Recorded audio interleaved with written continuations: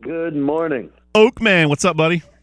Not much. One of the best days of the year today. You fired up for some quarterfinal action? Absolutely. One of the best rounds of the year. Love it. So what's going on, man? I mean, it was kind of a crazy day there. It's our first foray into the 32-man brackets. How do you think the first day went? Yeah, it's just still. I guess the older I get, the more I realize I'm kind of a traditionalist. I hate change. I guess turning into my father, I suppose. Before these kids today, exactly. They don't know what real wrestling is. Exactly. Yeah. I mean, starting just the pure fact of starting the tournament at 2:30 in the afternoon when most people are working, and I don't know, the whole thing just feels strange to me. But I do like that the brackets are even, that nobody gets a bye, that you have to win 5 matches to win the state title now. I like parts of it, so I guess I'll leave it there. A couple guys really making a name for themselves here at this state championship. One guy I've been impressed with the last couple of weeks is Chris Nielsen of Pinelands. He rolled onto that Region 8 title, and he's just been carrying that through with a couple of big wins. Yeah, I think I couldn't agree with you more. I mean, he had a really good year last year. Finished second in the region, came down to the state tournament, won a match, maybe 2. Just super tough. Kind of, Pinelands hasn't been so great the last few years. How's this for a terrible shout out? A lot of years ago, my cousins wrestled really well up there with Brett Tulo and those guys. But Ricky, Rodney, Rusty, and Ryan Jackson, the R. Jackson boys from Pinelands Regional, they used to have some really strong teams up there, but they've kind of been wrestling. They're in a tough conference, smaller school, not a lot of numbers. Nielsen this year, a lot of teams avoided him because you're trying to win team matches and stuff like that. He had something like 7 or 8 forfeits after January 1st. Teams just didn't want to wrestle him, weren't going to bother.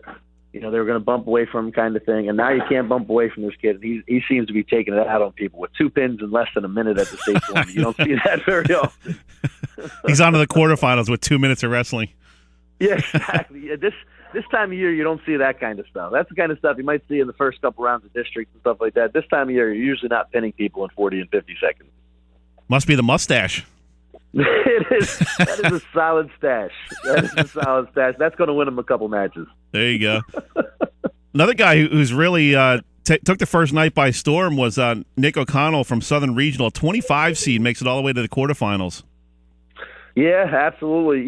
He's another one. The 25 seed's a little misleading with him. He's only a sophomore, so he doesn't have a lot of state criteria, but people have known about him for a few years. They actually had that lineup last year, Southern Regional, winning the state Group 5 championship. That he literally, they have that kind of depth that he had a tough time breaking the lineup last year. All of a sudden, here he is, and he's a state qualifier, doing really well. He's super talented, and I like that he was kind of been reading a lot of the stuff that he was saying today. He doesn't look at these as upsets kind of thing. He had nothing to lose. Now, he did have to file an appeal. I guess he was originally seeded 32nd, which, that means wrestling the top seed, which is no good for anybody. Right. So he wins. He successfully wins an appeal, which doesn't happen too often with a seed. They switch him up to 25, and it looks like it worked out pretty well for him. Yeah, you don't want to run to that 1 seed in the first round. There's some serious 1 seeds here in this year's bracket. I mean, a kid like Pat Glory jumps out off the page. Oh yeah, he just Glory a couple weeks ago just moved up to number 1 in the country. So I mean, these guys, New Jersey, people don't realize it, and I'm not just being a homer when I say this, but New Jersey is one of the top 4 or 5 wrestling states in the country. You look at Ohio, you look at Pennsylvania, you look at some of these states. New Jersey, and it's also a unique state tournament, by the way. A lot of these states, I mean, Pennsylvania, they have 4 state champions. They break the state up into 4 different. New Jersey is one of the few states still going that crowns 1 state champion at every weight. If you're a 1 seed, if you're a state champion in the state of New Jersey, you're one of the top kids in the country. Talking with John O'Kane, Press of Atlantic City. John, who really jumps out of the page out of some of these locals who made it onto the quarterfinals? Guy I'm really interested to see how he's going to do is Dylan Taylor from St. Augustine. Here's a kid who's really been grinding his whole career, finally won a region championship as a senior. He's on to the quarterfinals. What's his outlook look like? He doesn't have a bad little spot in the draw there. I mean, he's beat some of the kids that he might have to face. The one tough one, I mean, he's going to run into the top seed here more than likely if he wins. If he can get past Kennard from Wall, he's wrestling Robert Kennard from Wall, Region 6 champion, which, there's nothing easy there. But Kennard's a sophomore, not quite as experienced as Taylor. Taylor's been down to states here now a few times. But if he gets past that, he's more than likely going to have to face Stephen Glasgow from Bound Brook, another nationally ranked wrestler, one of the top kids in the country. So that'll be a tough match. But, if you win in the quarterfinals, if you're wrestling in the semifinals, you can finish no worse than fifth in the state. So that's nothing to sneeze at. That's one of the reasons this is one of the most exciting rounds. If you lose in the quarters, you get this far, won a couple matches in states. If you lose right now in the quarters and then you drop another one in your first wrestle back, you're done. You don't place. Right. You've done all this work. If you win this round, you can finish no worse than fifth. So this is really a big round for these guys. If he can get past Kennard from Wall, Dylan Taylor's going to get onto that podium for the first time, which would be huge for him. So if you lose in the quarterfinals, how many more matches do you have to win to place? You would have to come back. Well, if you lose in the quarterfinals, you would just have to win one more to be guaranteed of finishing no worse than wrestling in that 7-8 match. Oh, okay. If you lose in the quarterfinals, you would have to win another 2 or 3 to get. You could still finish as high as third, but you'd have to win one more to be guaranteed at least a spot on the podium. Gotcha. Yeah. John, we were talking, Cole and I, about Sean Lynch's gator roll there in the opening round. That was pretty cool to see. I'll tell you, for a big guy, he really is athletic. You might just look at him and kind of see just a big, strong dude, but he really has some unique skills out there. He's a tough dude, and he's only a junior too at that weight. You look at, a lot of times you look at the lower weights, you see the underclass, and you go up to the upper weights, you see the seniors and things like that. But he's only a junior, and he's a better technical wrestler than people realize. And that's going to be a fun one this morning with him and Connor Agostino from EHT. Agostino, people remember when EHT beat St. Augustine Prep to win the Cal American this year, which kind of came out of nowhere, but good for those guys. They had a heck of a season. Lynch won a big, Lynch pinned Agostino in that match, which kind of floored some people. I know I had Agostino ranked ahead of Lynch all year, but Lynch, to his credit, and I wasn't there that night, but from everything I heard, kind of just outworked him a little bit, was in maybe better shape that night. But in listening to some of the stuff Agostino was saying, that match kind of bothered him all year, and I know he's looking forward to another shot today. And Agostino looks great. He really looks. I was just gonna say he looks really focused. I mean, he didn't really have a whole lot of success the last couple of years. I know he's gone to states the last 2 years, but really hasn't gotten this far.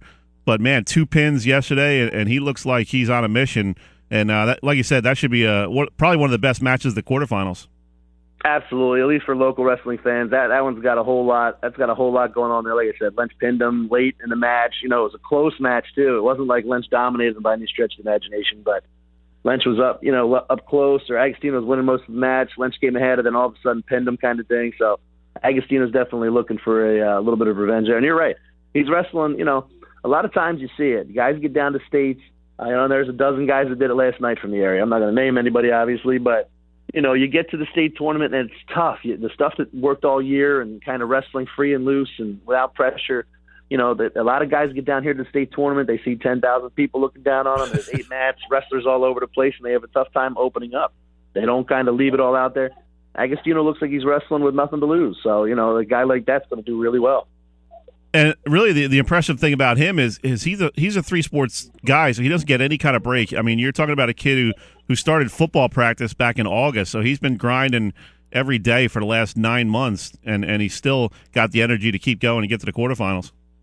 Absolutely, and people joke around, how tough football is, but you could talk to any wrestler or fan of wrestling, and there's football shape, and then there's wrestling shape.